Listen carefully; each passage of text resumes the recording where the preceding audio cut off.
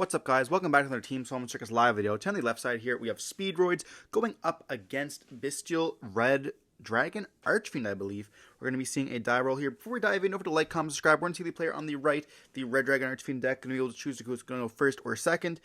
Before we dive in, over to hit that like button, as well as subscribe to the channel if you want to see some more content like this. We're on the road to 5K here. We need your guys' support. It looks like they're going to take a second to think about this. I do believe I see a Lubellion in the hand. So we're going to activate the Duel. I'm going to search for a copy of the Magma, which is at 1. And we see that main deck Droll being slapped down. It is a win monster for Speedroids, therefore having dual purpose of being a hand trap as well as an additional, normal summon. Kind of crazy to think about that as being a normal summon, but the Link monster does require 2 win monsters.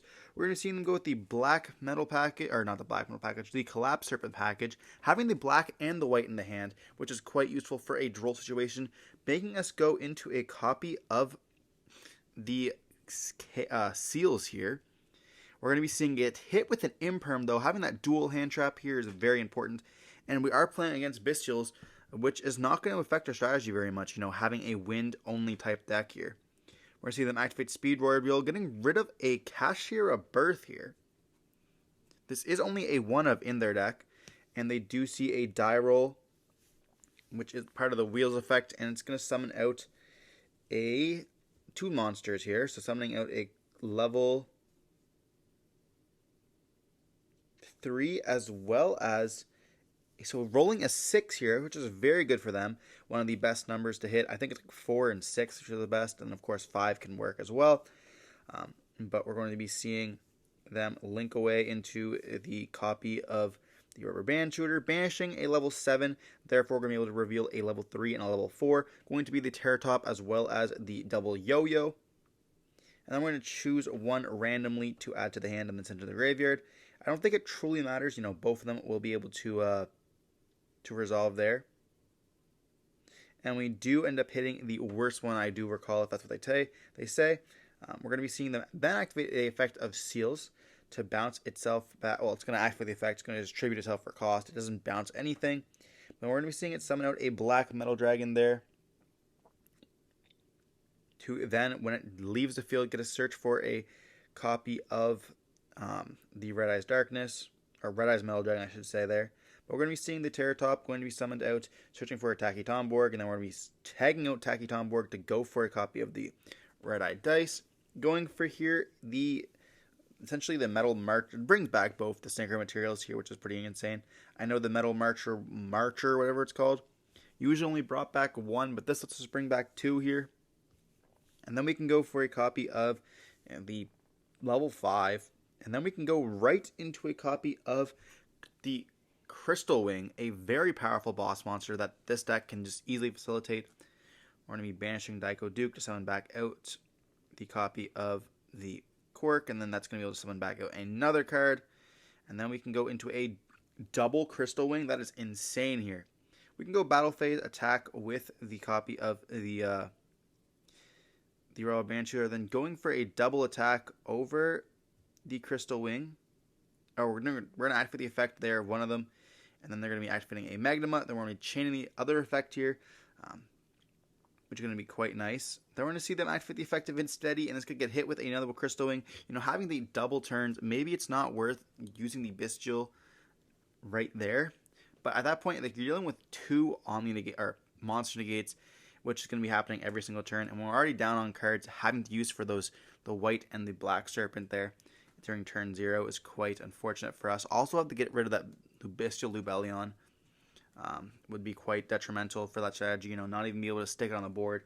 Then they could summon it back and then, be able to put a copy of Regained onto the field, because that card is nuts. But moving on to game 2 here, we might see the Bestial deck side out some of those Bestials, not having anything really to put in, or to really have effect against them. The Bestials are a great option, being able to hit opponents' decks as well as, having these big bodies on the field. But if they're useless bodies because they can't be banished your opponent cards, do you really want to be bricking on them, I guess? We did see them playing like Insteady, which will get them lights and darks in the graveyard. They can obviously link away for them. But it's Would you rather banish those cards? I guess Imp Study is the only dark, but like, would you rather banish those and then lose that ability to bring them back every single turn by having a body on the field? Like, obviously, Druid Swarm's a very powerful one, Magnemite, and like Swordneer's like a consistency piece, so we probably won't be seeing the Baldrakes in the deck. You know, definitely probably sided those out. But it'd be kind of difficult to decide, you know, I don't want to play my Druid Swarms anymore. I don't want to play my one copy of Magnemite. But I guess we could side down on the package significantly by taking out the or the Soraniers and then maybe a copy of Lubellion if it's not important to our strategy. But we're going to see them set a card, then activate a Crimson Gaia, or Crimson whatever. That's going to let them search for a Resonator here, which is a nice little consistency piece. I believe it is the brick of the deck, because once we get rid of the Crimson Resonator, we get to search for this one, but we're going to see them set a card and pass on this. That's not looking too good. We do see a Veiler in their hand, though, so we potentially could be breaking on those hand traps. We're going to be seeing Marble Machine going to be summoned here, getting hit with Imperm, which is pretty nice. Then we can special summon out a Tacky Tomborg, activate the effect. It's going to get hit with Ash Blossom here. And then we're going to activate the Wheel, sending another copy of Birth. This card's at 1, by the way, in their deck. And then we're going to be seeing them going to reveal. And we do have a Veiler in the hand as well. You know, most likely going to be hitting that copy of the Rubber Band Shooter, you know, being a very powerful card. But we still have 2 cards left in the hand. We're going to see another Marble and then a copy of the Dice here. So having a level 3, or a roll of a 3 here. But then we're going to go for the copy of the Rubber Band Shooter. And they're thinking here. They're going to activate the effect Banish for cost. They're going to get hit with a Veiler, and that is quite good for us. Or quite good for the Red Dragon Archfiend player here. You know, having a light in the graveyard now for potentially a Bestial, as well as, you know, going to be stopping the continuation of the deck. Then we're going to see them set a card and passing after beating over the Crimson Resonator there. They're going to activate the effect, try to bring it back, and they're going to hit them with a Bell. Well, now we can use the effect once again of the... We have the second Veiler, though. Okay, I was going to say, you can activate the effect Banish once again for that level 7, but they do hit them with a Veiler. We're going to go Battle Phase and then attack. So maybe that face down being an Imperm, and then the additional card in the hand is not quite useful here. We're going to pass turn. The Red Dragon Archfiend is going to have another attempt. We can then add back the copy of Crimson. We have a Druid Swarm here, which can banish the copy of Veiler. And that's going to let us summon out a copy of the Crimson Dragon, because we have a level, or a dark on the field, I should say. This will give us a level 8, and we do have the effect of Druid Swarm to send the copy of the Speedroid here. We're going to go Battle Phase and then attack into the Marble Dice, which will be put in the extra deck, I believe. Yep. I don't know if they have a way to bring it back out. There's going to be 2 of them. But we do see a Fenrir being summoned out here. Very powerful. And we do have a Speedroid, Tacky Tomborg once again. That can go into the copy of the Duke.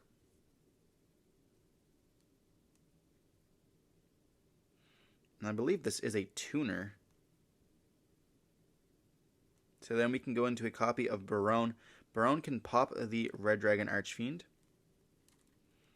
And then we're going to be poking for a 3,000 there. Not doing too much, but still enough. We're going to activate the effect of the Crimson to bring back out the Crimson once again here. We might only play 1 copy of it.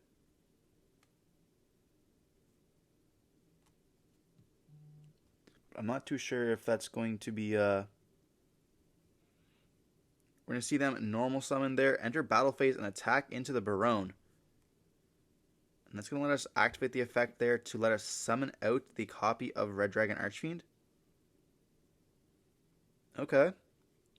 They're going to be able to attack once again. They both will die, and we can set 1 and pass. So choosing to get rid of that Barone over anything here it gets rid of their negate sort of stuff, but they're going to activate a speed recovery. They're going to hit that with a DD Crow. We're playing on a 1-for-1 field right now. Not doing very much. We get to activate the effect to add back once again. Then we just have to set a card and pass, hoping that it is enough. Each of us do have a back row here. And speed recovery will be able to banish to add back cards, which is going to be adding back the Duke. We then can normal summon it out, special summon out another copy of Tacky Tomborg, and we see them flip up a D barrier calling Synchro. We could link away for the... But no, it's going to be attacking once again, and then they'll be able to activate the effect to bring back out the Red Dragon Archfiend one more time.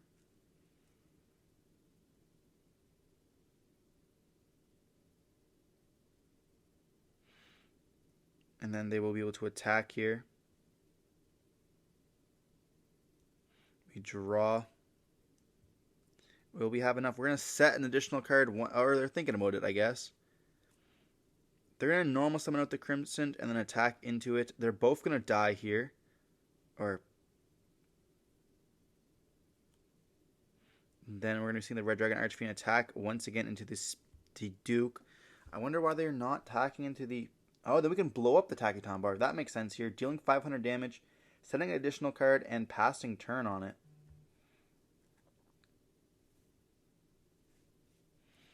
And this is a very interesting game. Crimson Resonator is able to loop itself, though, a lot with that spell card. And with just the Red Dragon Archfiend being able to come back as well is nice. We're going to see Duke going to be summoning the dice here. And then we're going to activate the effect to destroy. We do have an Imperm, finally. We're going to be attacking into it, letting it die here. And then we get to add back the Crimson Resonator. And passing on this. We could have normal summoned it out and maybe gone for a better Synchro, but they're just going to scoop it up here. And we end up taking the game 2 in a very non-optimal way, but having triple hand traps and a 4th hand trap, as well as a Druid's Worm for the follow-up, is quite nice. Maybe we'll see them not open up that brick of the spell card the next time, therefore being able to search it. But I wonder if they only have one copy of Crimson Resonator in their deck. Going into game 3, the Speedroid player will be able to choose to go first or second, and they do have the advantage. If we can set up a double Crystal Wing once again, I cannot see the Red Dragon Archfiend player come back from this, especially if they have the Horus engine or a copy of any of the Bestials.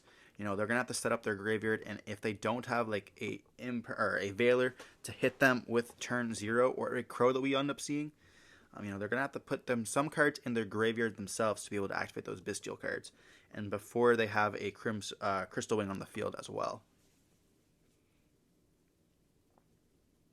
It's pretty crazy how the Speedroid deck is so consistent with the engine being so big but doing all the same stuff. But having some of those cool cards we saw with the Speedroid wheel, being able to roll a dice and then summon it out, it's very casino-like, which is cool.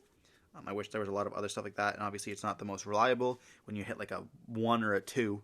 That's kind of unfortunate, but the chances are only 1 in 6, I suppose. But we're going to be seeing them summon out a Fenrir or Unicorn here, activating the effect, letting us search for a Birth. So not finally opening it in the hands here in game 3. Quite nice. But we do have a Droll and Lockbird on Resolution, which is going to be maybe quite impactful here. We will be able to activate the effect of Unicorn to be able to rip the extra deck. But choosing not to do that is interesting to me. We're going to be summoning out the copy of Tacky Tomborg, activating the effect, going for a Duke.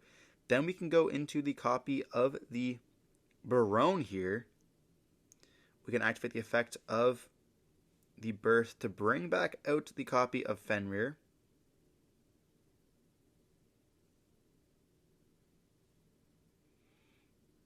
I guess you're thinking it's definitely worth it. A free body is a free body, but they're going to be chaining the Crow, but it's going to be able to summon regardless here because it says Graveyard or Banished. This might have been just a way for us to get a Dark Engrave though, but we have Baron on the field. So chances are they won't be able to summon out a Bestial. So we're just going to see them pass turn on this. We do have the Imperm for the Baron. Do we maybe have a follow-up with a... No, we haven't evenly matched, though. I feel like we should just kept that DD Crow. We do see them keep the Unicorn there. And then we're going to summon out a Fenrir here, which can activate its effect, searching for another copy of itself. And then we can rip the extra deck here with that copy of Unicorn. But we do now see the copy here summon out of the white. I don't know why we're not banishing any of the extra deck. Maybe waiting to see if they're going to go for a special line there. You know, we do see the Collapse Serpent being searched. We could have then maybe hit... Yeah, so we're going to be seeing the Unicorn on res. And then we're going to go Chainlink 1 Unicorn, Chainlink 2, the copy of Droll. And then on Resolution, we're going to see Fenrir. They did say it on the chain, but it's going to be on the next step. So we're probably going to get rid of the seals here. Then we're going to see us summon out the Collapse Serpent. Then we're going to be linking those away for a copy of an IP. Or they're trying to go for SP, I think. Yeah, IP needs a non-link monster, so... We can then go for an SP, and then SP can banish the copy of the Duke from the graveyard. And now we have SP Fenrir, which is a great combination here, as well as one card in the hand. And our opponent is down on one card as well. Or now that they have 3 cards, okay. We're going to see them normal summon with the Marble. We can then activate the effect.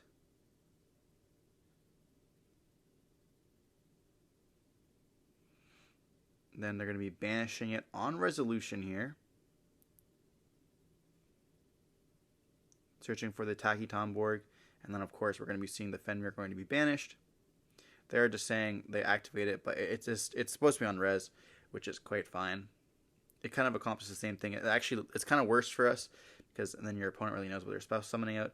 We're going to see the Speedroid wheel being activated, which is going to be the true roulette of this. And we do it a 4, which is a marble dice as well as another monster, or we could also go for the Hound plus the dice.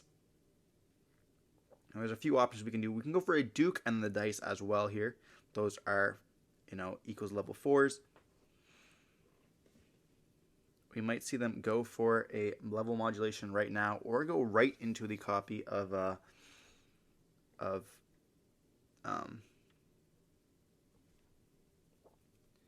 our Speedroid. What's it called? The rubber band shooter here. But we're summoning out the Tacky Tomborg from the hand, and then this is going to let us go into the copy of the Charge Warrior.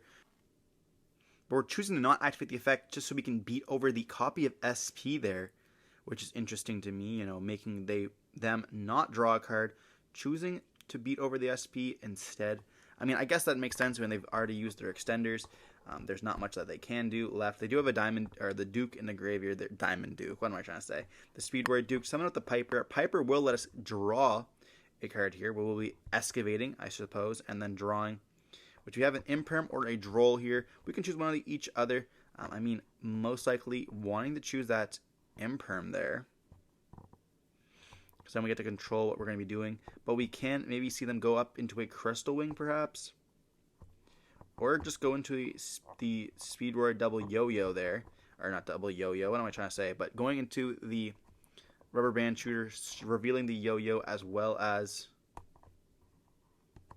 But we're going for a copy of Winged Pegasus instead. Okay.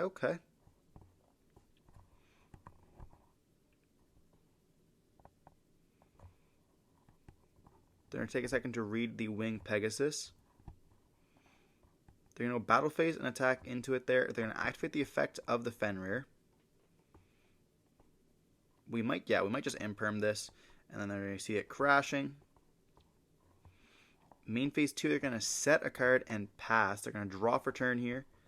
And we set the deal against this Fenrir. We normal summon out the Marble once again. This is going to let us search for a copy of the Tacky Tomborg, most likely. We're going for the card turbo. I mean, they cannot get rid of both of them. Therefore, we'll be able to summon itself out. And we're not Fenriring, so that means we're most likely going to be waiting to a better monster. We're going to activate the card turbo, summoning himself out. And Fenrir is kind of problematic if we do time it correctly. Is there maybe a way for them to get into a monster without activating effect? We're going to go see them go for the ping pong thing.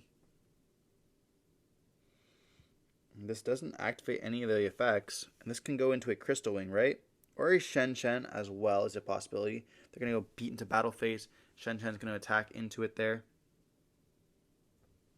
And then we can activate the effects, but they don't have any of the attributes there, so they cannot return. Then we're going to pass on this. We do kind of have a banish, kind of like shifter-like effect, but they're going to pass on that, not having anything. Then we're going to attack into a Crimson Resonator, which is going to be going to the graveyard here. We can put a Duke back into the grave. And then we're going to be summoning out with the Duke, banishing itself, bringing back the tuners, or bringing back a Synchro monster, which can then bring back the tuner. Then we can go into a Crystal Wing here. So now we have Shen Shen as well as a negate on the field. We do have the Fenrir that we can summon out, but we do have to deal with the copy of Crystal Wing. We're going to go for the normal summon of Safer, banish for a copy of the Black Metal Dragon here. They're going to go battle phase and attack with black metal into the copy of Shen Shen. And then we're going to go activate the effect of Fenrir. It's going to get hit with the copy of Crystal Wing. And we're going to pass turn on this. We are unfortunately on 0 cards. I don't know if there was a way for them to get over the Crystal Wing. There might have been a world where they activate the effect to then reborn out one of the dragons if they have one in the graveyard. And then they get hit with the copy of Crystal Wing. Then we can go Fenrir, attempt to destroy it, or banish it face down there, but we wouldn't have been able to deal with both cards.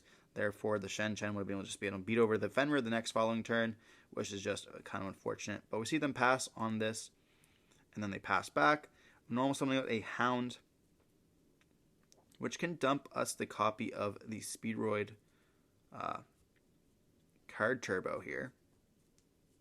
We're going to be banishing them to boost the attacks. And then I believe this is just going to be... Oh, no, it's not. Or they have the Crystal Wing to be able to negate, which is going to be game, I believe. And we see Speedroids end up taking it here with their ability to boost with that copy of Card Turbo twice, which is very nice. If you guys enjoyed the video, don't forget to like, comment, subscribe. Want to see some more content like this? Don't forget to stay safe. Peace.